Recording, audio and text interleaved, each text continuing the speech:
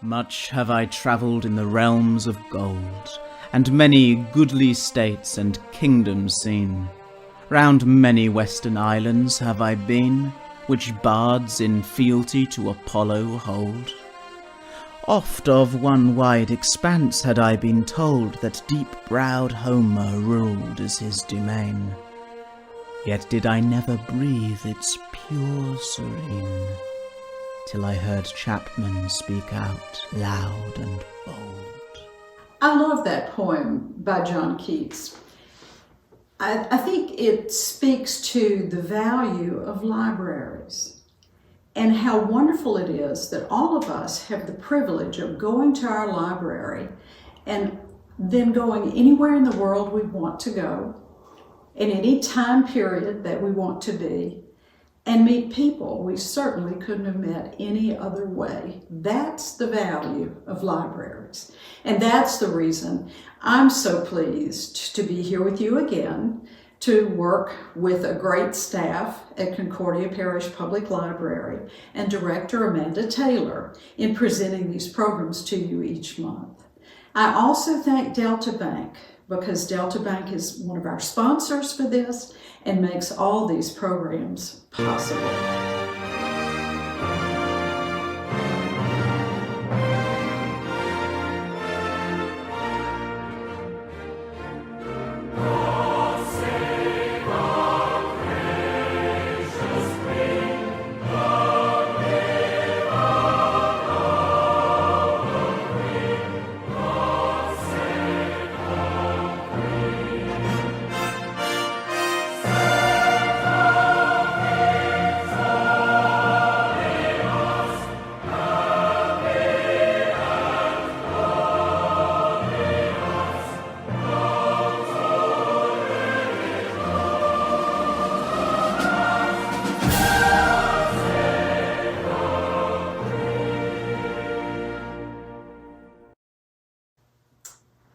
Camilla Shand Parker Bowles Windsor. What a name to hang on to a lady. And then you add to that the title Queen Consort of the United Kingdom, and you really have something. I think the question, though, since most of us of a certain age remember Prince Charles' first marriage to Princess Diana. Princess Diana was beautiful. She captured the world's attention. She got more attention than Prince Charles did, which didn't sit well. But she was hardly beautiful. She did not capture the public's attention or the photographer's attention. So how on earth did this attractive woman, but hardly beautiful, hardly spectacular woman, capture a future king's heart and keep it? That's the question we're going to explore today. I think it's a question worth exploring, because now, all these years later, she is in fact Queen Consort of the United Kingdom, and so she certainly deserves our attention. My primary source for this program is a book by Penny Junor. It's called The Duchess, Camilla Parker Bowles and the Love Affair That Rocked the Crown. And it did. Because of Diana's popularity, and because Charles actually began his affair with Camilla 3 years before he married Diana, and essentially never stopped that affair, even during his marriage to Diana. It was the kind of thing that the public gradually became more and more aware of, and as Diana's popularity rose, Camilla's popularity just evaporated. This particular book is excellent. I recommend it to you. It's the first in-depth biography that's been done of Camilla, and why not? She was persona non grata for years. No one would speak in polite society of Camilla Parker Bowles. She was the king's mistress, at that time the prince's mistress, but that put her in a little separate category, and she certainly was not somebody to be admired. Now that she's married Charles and she's been named Queen Consort, suddenly a lot of people want to know, where did she come from and what was that magic that she had? I'll also tell you, it's a very thorough book. It's a very interesting book, lots of details. And a lot of the details that are in it are details that deal with other members of the royal family. And that's important because it puts Camilla for the first time in the context of the royals. I think one of the most astounding things that I learned when I was reading this book was that Camilla's husband first, Andrew Parker Bowles, had a love affair with Princess Anne, the Princess Royal. When I say these people were all together, all intermingled, I'm not kidding. Let's look at Junor first. I mean, why would she take it upon herself or get the assignment to write the first in-depth biography of Camilla? She's a top London journalist, for one thing. She is a recognized author of many books, and she's a broadcast journalist, so she is known to the public. She's not salacious. She's mainstream. She also has covered the royal family as a journalist for over a quarter of a century. So she's earned her chops. They trust her. That's big.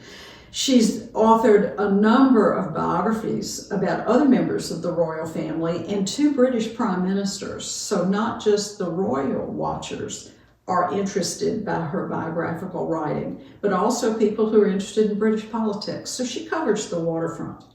She is married, she has 4 children, and she lives with her husband in Wiltshire, England. Interestingly enough, these connections, which you'll see all through this program, she was in the same class at Benenden School as her favorite classmate, Princess Anne, when they were young. She began freelance writing while her children were small. She said she had a little cubby under the stair that she would go into and write when the children all went to bed. And in the 1980s, for the first time, she started turning her interest toward writing biography. In 1981, she had the grand good luck of being asked by a publisher if 1 week after Charles had married Diana, would she consider writing a biography of the new Princess of Wales? And so that was her first foray into those kinds of biographies. She did so many. I'm just going to run a list to you. 1982, Diana, Princess of Wales, that's her first biography, and it was extremely popular. 1987, she does a biography of Charles, Prince of Wales. And that one in 1998, for obvious reasons, as time has passed, she updated that one. 1991, she did Charles and Diana, Portrait of a Marriage. Then in 2005, she wrote The Troubled Life of the House of Windsor. In 2012, she wrote Prince William, the Man Who Will Be King. In 2014, she tackled Harry, Prince Harry, brother, soldier, son. So now it's time for Camilla. Camilla was a beautiful child, very sweet-looking child, a very bright child, a very happy child, her father's favorite child. This is a picture of her when she's 4. She was born into privilege. She was not born as a member of the royal family, but she did have privilege. She did have status. Her father was a major and vice lord lieutenant of East Sussex, so he's a politician and military. And then he becomes a very successful businessman. Her mother was the Honorable Rosalind Cubitt, the daughter of Roland Cubitt, who was a baron. Because of her father's rank and because of her mother's status in society, Camilla's family and Camilla was considered high society in Britain. Here you see a picture of Camilla with her 3-year-old little sister. They're serving as bridesmaids in a very large society wedding in Britain. is a picture of the Lanes. It's a 5.7 acre estate in East Sussex, and it's where Camilla grew up. She's much more the country girl than she is the city girl. And then I also have here a picture of Queensgate School, which is in Kensington, South Kensington in London. And this is where she went to school after her elementary years.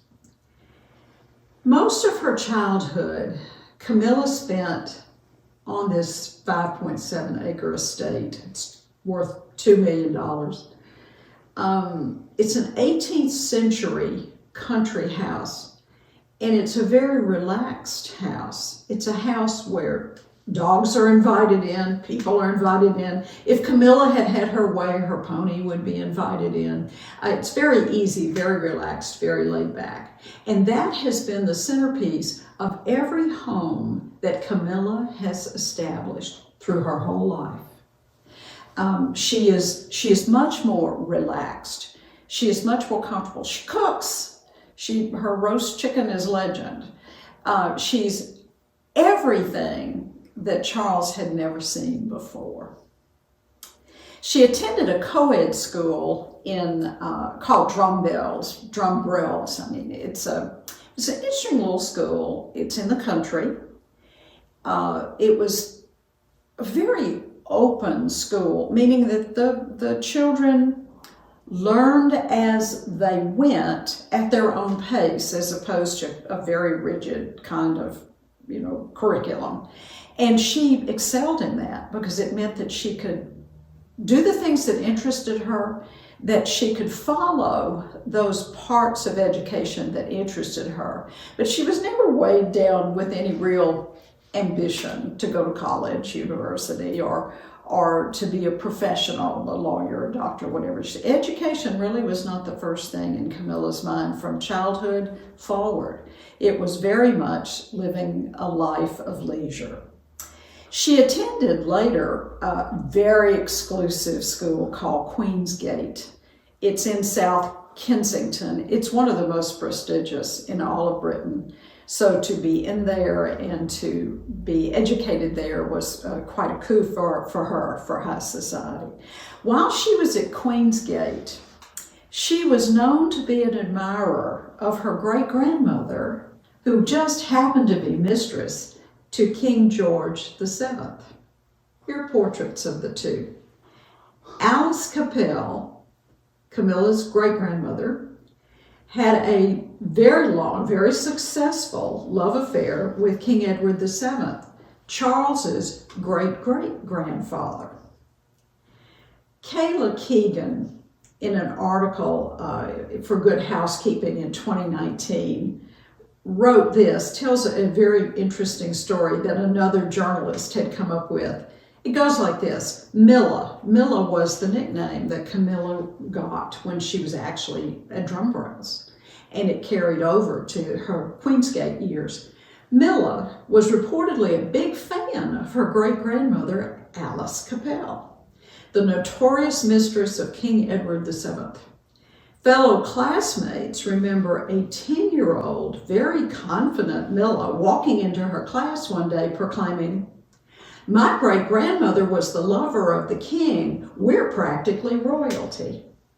Christopher Anderson in the New York Post recounted that story, and he went on to describe Camilla at this age, at 10, as being a very confident tomboy and someone with a boisterous sense of humor. There's an old saying, history repeats itself. I giggle every time I think about Alice Capel and George. It's just too rich. Camilla, after her time at Queensgate, then did what most of the rich girls from the finest families did. She went abroad to continue her studies. And these were called, not universities, they were called finishing schools for young women who would assume their rightful place in society when they were of a certain age.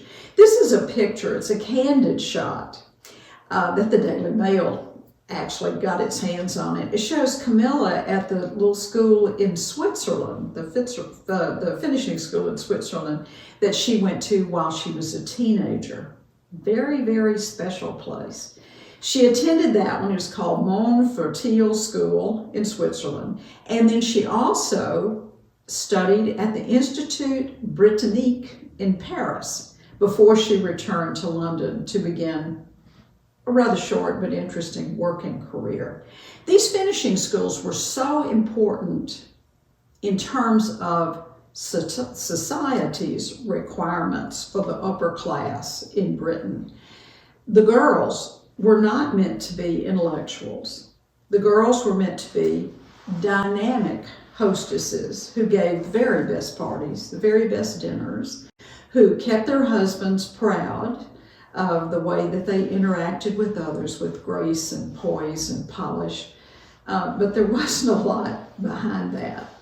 I think that's sad in a lot of ways, and I was kind of happy to read that most of those finishing schools don't even exist anymore. Camilla was expected to do something, and so she took a job, and her first job was at the decorating firm of Colfax and Fowler, a very renowned decorating firm, sort of based in Britain, in London. However, she was fired pretty quickly after she was hired because she came in late for work. It turned out that there had been a really grand party the night before that had lasted a little late, and she just didn't manage to get to work on time. The fellow who fired her had a lot of nerve, I think, but of course back then Camilla was just Camilla. She much preferred parties, and she always preferred riding her horses over everything else. And that's an interesting connection to the prince, because he found solace in his horses. You may remember that Prince Charles, now King Charles III, is a polo player, and he's been a polo enthusiast for most of his life. And his two sons love to play polo. The horse was a very important part of their grandmother's life, Elizabeth, the late Queen Elizabeth. And so horses kind of brought different people together, and they certainly helped bring Charles and Camilla together. At this period in time, Camilla has one primary ambition. She wants to marry well, and she wants to live the life of a society lady in the British countryside. She would go to London for theater or something, but she wanted to make her home in the countryside. A prerequisite for all of the young ladies of Camilla's status was that they had to have a year as debutantes. She was a debutante, and at one of the debutante parties, she met a very dashing older man, Andrew Parker Bowles. This is a picture of Camilla as a debutante. She's with her bangs, she's quite cute. And Andrew Parker Bowles. Let's talk about Andrew Parker Bowles for just a second. A great deal of attention has been paid to Camilla was the third person in Charles and Diana's marriage. In fact, Diana famously said at one point in one of the interviews that her marriage was a bit crowded because there were three in there. People forget about Andrew Parker Bowles. He's the fourth one in this interesting array of people, and he's worth getting to know about. First of all, he was very highly regarded as an officer in the Queen's Household Cavalry. What you also might find astonishing, when he was a boy, he was a page boy for Queen Elizabeth's coronation. Remember, I told you there are connections in here, interactions. And of course, he was Princess Anne's lover for a period of time. During the debutante season for Camilla, Bowles was considered one of the most eligible bachelors and quite a prize. And Camilla, one of her character streaks is that she's highly competitive. And she set her cap for Andrew Parker Bowles. She thought she'd get him. The problem was his reputation. He's several years older than she was. He was quite the partier, and he had a real eye for the ladies, and he would have several girlfriends at the same time, and rather enjoyed that. Parker Bowles and Prince Charles were friends.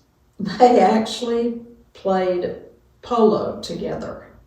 So that meant Camilla and Charles and all the rest of them, the royal family, they were together and all got to know each other. In 1970, at a polo match at Windsor, Camilla was officially introduced to Prince Charles for the first time. A mutual friend of theirs, one of Charles's former girlfriends.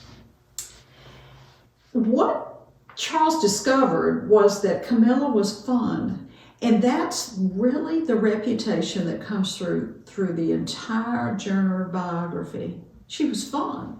She loved to talk with men about things that men enjoyed discussing. Horses, for example, polo, for example, even a little politics. Charles was absolutely enchanted with her, and she with him. He'd never met anyone quite like her. Shortly after their relationship began, the prince joined the Royal Navy. You know, duty calls. He was at the age where it was time, where his father, Prince Philip, said, okay, now you join the Royal Navy, because that's what Prince Philip was in. Interesting, Charles was a fine jet fighter pilot. He would have much preferred to have been in the Air Force, but his father expected him to follow the Navy track, which is what his father had done. Pressures were exerted on both Prince Charles and Camilla to end this growing friendship, and at that point, that's what it was. She had a lower social standing, and so that didn't quite qualify her. Sure, her blue blood wasn't quite blue enough to be married to the prince. And then there was the other little problem. Andrew Parker Bowles was quite a partier, but Camilla was quite a party girl. This was an interesting period, late 60s, early 70s.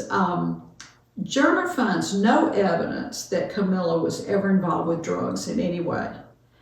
She says that she smoked cigarettes like a chimney, and she still does, but that drugs really didn't interest her. And this was a period when clothing styles were changing, but Camilla was never a hippie. She was still rather conservative, even though she knew all the music, knew all the bands, went to all the pubs, drank, did all the fun things. But anyway, it was a little bit too much fun, and that kind of reputation that she had developed sort of disqualified her to be a prince's bride. When the prince had to go out to sea, he sent out the Royal Navy. Camilla decides, okay, I'm going to get Parker Bowles. He's the catch. He's the one everybody wants, and by golly, I'm going to get him to the altar. In 1971, she and Parker Bowles had known each other and had been friends and had been a close relationship for 5 years. And this time, because she was determined and the prince was far away, she was hoping that Parker Bowles would settle down to one woman, and that woman would be Camilla. This is a picture on their wedding day. She's quite fresh looking and all in the pretty things, and he's pretty cute himself. They seem pretty happy. They married in 1973. They're married at the Guards Chapel with trumpeters and swordsmen. It was quite the to-do. Full military honors. At the time, Charles is in the West Indies. Camilla writes him a letter to tell him that she is engaged to and will marry Andrew Parker Bowles. And he begins writing letters back to her, and the week before the wedding, he begs her not to marry Andrew Parker Bowles, and she ignores it. The Bowles went on to have 2 children, a son Tom when Camilla was 27, and a daughter, Laura, when Camilla was 31. This is a picture of them. You see the two little children in front of them, and they seem to be a very happy family. To put this in a timeline context, the little girl was 2 years old when Prince Charles and Camilla resumed their friendship, and it turned into a love affair. So within 2 years of marrying Parker Bowles, the prince and Camilla began being seen together at theater, at parties, at polo matches. And once again, because the families knew each other and were fairly close, it was not thought to be anything unusual until a few years later when people started looking back and thinking, oh, that's what was going on. Author Junor says that at this time, Andrew was having affairs of his own. He did not settle down to one woman. He quite handily played the field. He knew about Prince Charles and his wife when their affair began, and it didn't seem to bother him at all. The one that bothered Camilla the most was Andrew Parker Bowles' affair with Princess Anne. That threatened her. Prince Charles now is in an interesting position. He has a mistress whom he loves, but he's 31 years old. His family is saying, produce an heir, produce an heir, produce an heir, find a suitable bride. So he begins for the first time seriously looking for a bride. And he finds her in a young woman he had known his whole life, really. He had met her when she was just a little child. She's known as Lady Diana Spencer.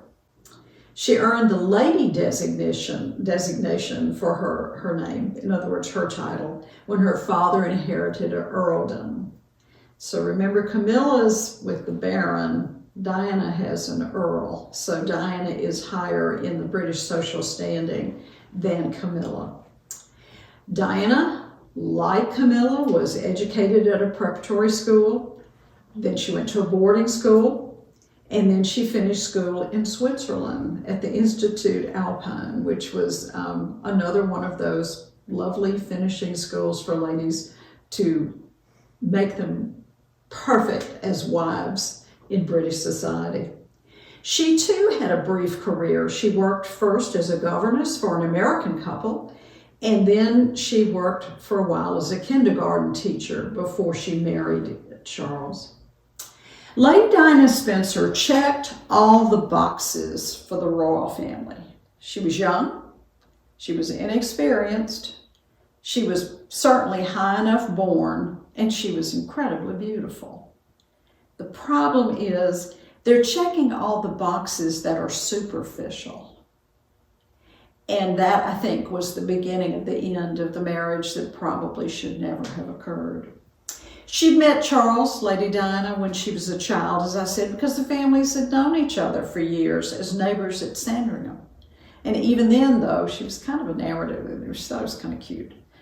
Their courtship, when he finally officially began dating her, lasted only 6 months before the marriage. So it was rapid. And the engagement was interesting. This is one of the pictures from the day when Charles and Diana greeted the world and announced their engagement. They announced it in 1981, February 24th. And you can see he's looking at her sweetly, and she's looking down in the shy way that she was known for. And just a few months later, in July, they marry. Prince Charles now marries Diana, who is now the Princess of Wales. This photograph haunts me. They're coming out of the church, and if you look carefully, he's looking one way and she's looking the other. And this is so reminiscent to me of the many pictures the press provided for us through particularly the later years of their marriage when it was just in shambles. When every picture she's looking in one direction and he's looking another. To me, this says the marriage was doomed from the start. Andrew Parker Bowles and his wife Camilla attended this wedding. And like Camilla and Andrew, Prince Charles and Princess Diana had 2 children, William and Harry. This is a picture after Harry's birth. He's probably 2 in this one, maybe 3. And you're beginning to see signs of Princess Diana's bulimia, the eating disorder brought on by the stress and so forth of living in a marriage that had more people in it than just 2. Diana actually confronted Camilla during her marriage to Charles about Camilla's being his mistress. She confronted her about the ongoing affair, but nothing changed. Charles wouldn't leave Camilla alone. Camilla wouldn't leave Charles alone. And so Diane, in the Junor book, there's a quote of her talking about how absolutely terrified of Camilla she was. This went on, it was ugly, it got uglier. In 1995, Andrew and Camilla finally call it quits. Even though they've had this rather open marriage for quite a long time, it's not working anymore. So they get a divorce. And the next year, in 96, Diana and Charles separate. And 4 years later, they actually divorce. And it's that period, that's the period when they are fighting each other in the press before the Queen will give her permission for them to get a divorce. That's the period that created the most problems. When Charles and Diana announced their separation, the knives came out. The publicity people just could not wait to get their hands on this. 2 magazines handled it a little differently. Here are 2 covers. Time magazine has this resplendent portrait of Diana, complete with her tiara, and it says, "It's over. Prince Diana and Charles are history, but a battle royal looms over her future." This is a period when the royal family doesn't know what to do about her. She's infinitely more popular than Charles. Charles is now a known adulterer, and she is not at this point. And so all sympathy is going to her. People magazine's cover is even more blunt. They put the picture of Camilla on the cover, along with a picture of poor Diana looking down and looking sad and downtrodden. And the headline is, "The Other Woman, Diana's Rival." For 2 decades, Charles has sought comfort and companionship with a married woman. Now his bond with Camilla Parker Bowles could cost him the throne. So I cannot imagine what a horrible time this must have been for everybody, actually. You know, if the 2 couples, the Parker Bowles and the Wales, had just sort of quietly separated, I recognize an heir to the throne separating and divorcing is big news in Britain, really big news in Britain, so it wouldn't have been too quiet. But they didn't have to spend all that time attacking each other. And of course, the press fed on it. Some questionable journalists took advantage of really both of them. And so if it had been quieter and time had passed, I think it would have been an easier road for Camilla to follow, but it didn't. And one of the reasons it didn't is because even after the divorce, Diana remains much more popular than the prince, than her ex-husband. And then quite suddenly, she is killed in an automobile accident in Paris. Neither the public nor the royal family were ready to accept Camilla. You know, the whole world mourned when Diana died. She had the kind of personality and she was so well liked by so many, and of course she had been put in the position of being the wronged wife. Because of that, I think the reaction of everybody surprised literally everybody. People who even claimed they didn't care at all about the royal family cared about this. This was somehow different. The funeral was broadcast worldwide. The British people obviously cherished this woman that the Prime Minister at the time, Tony Blair, dubbed the People's Princess. They were not ready to accept Camilla on any terms except maybe permanent banishment. Even though the separation, to be fair, had revealed some very ugly things about both Charles and Diana and their private lives, the public sympathy was squarely with the late Princess of Wales. For a time, Camilla literally had to remain out of sight. And the royal family was struggling with what to do because Charles was adamant he would not leave Camilla. In 1999, there was the first movement. For the first time, and you see it here, Charles and Camilla are photographed together as a couple. It's the first time this is done in public since Diana's death. And it marks really the rehabilitation of Camilla. And it was going to take a long time. In February of 2005, 6 years after her death, well, actually 8 years after her death, 6 years after they had appeared in public together and started attending public functions together, Charles and Camilla announced their engagement. 2 months earlier, Camilla had moved into Clarence's house, which is Charles's home. And then 2 months after the announcement of the engagement, they were married. Her engagement ring is historic and it's significant in terms of the relationship that she has with Prince Charles. It belonged to his grandmother, the Queen Mother Elizabeth, who was arguably among the top 3 people positively influencing Charles as he was growing up and later as he was a grown man. He adored his grandmother, and to give his grandmother's engagement ring to Camilla is quite a statement about his commitment to her. It's beautiful. You can see it. It features a 5-carat emerald cut diamond and it has 3 diamond baguettes on each side. It's quite the stunner. Their marriage was a civil ceremony. Remember, he's head of the Church of England.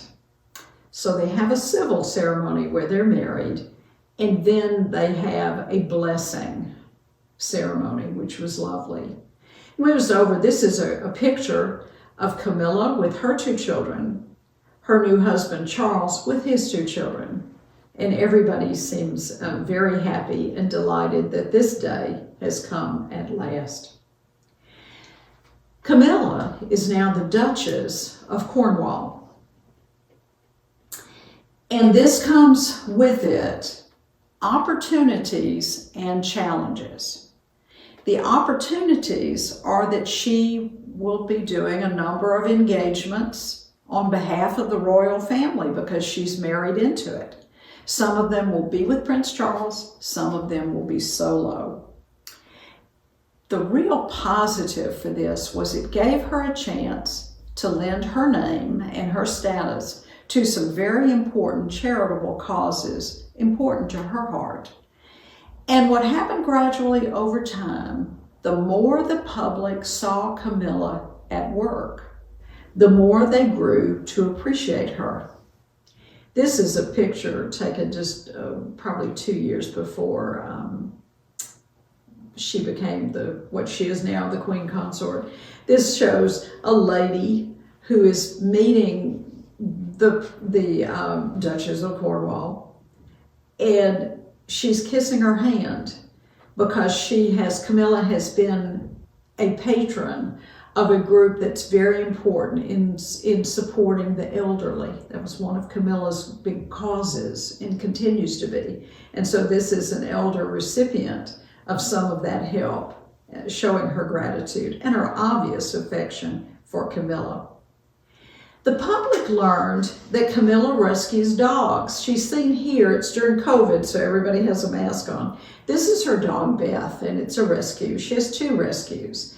And she has worked before she married Charles and much more since she's married Charles as an advocate for animals and animals' rights. The people, the public, also saw Camilla's 2 children support her without reservation. Andrew Parker Bowles went on to marry somebody else too. And her children never held it against her that she had had a rather spectacularly public private life. And most important of all, I think, the public saw the royal family embrace Camilla. This is the late Queen and the late Prince Philip, the opening of Parliament, and Charles and Camilla tiara'd and very queenly herself, are present with the Queen's blessing. The most important thing that the public saw, though, was the first time in a very, very long time they had a happy Charles. And this, again, is something that Junor makes a big point of in her book. She says that essentially Charles can be Charles with Camilla, and he never could be himself in any of his other relationships. She makes him happy. She's fun. She likes the same corny jokes that he likes. She nurtures him. She loves him unconditionally, and has certainly proved that with the longevity of their relationship. Now, of course, she's Queen Consort. She supports over 90 charities, either as the patron of that charity or as president of the board of that charity.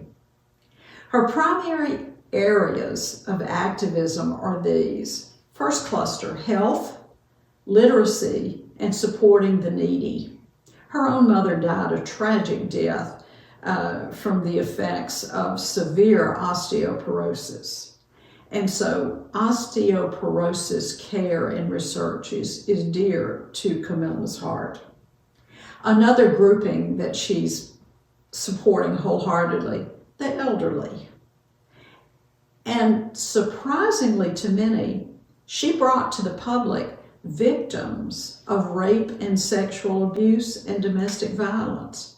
She's the first royal ever to have talked about those subjects. And she not only talked about them, she became patrons for their groups. She also does everything she can to empower other women to live their lives, have careers, have families, do what makes them happy. And then she's a patron of a lot of the culinary arts. She loves to cook, and she loves food, animals, dance, and the British heritage and the British arts. These round out her patronage actions. She's very, very public. She's more public with her patronages than Diana ever was. I guess the bottom line is, you've come a long way, Queen Consort Camilla. I can't imagine how odd and wonderful and strange and tragic her life has been.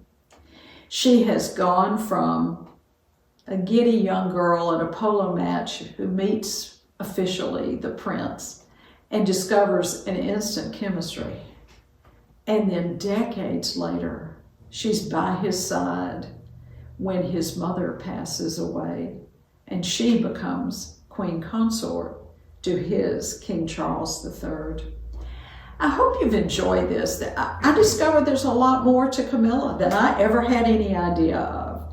The book is worth your time. Even if you don't particularly like one of the royals or another, but you have a little interest in British history in general, you need to read this book because it really gives you a kind of inside look at the lives, the intrigues, the misbehaviors of high society in Britain. And there is no higher society than the royal family.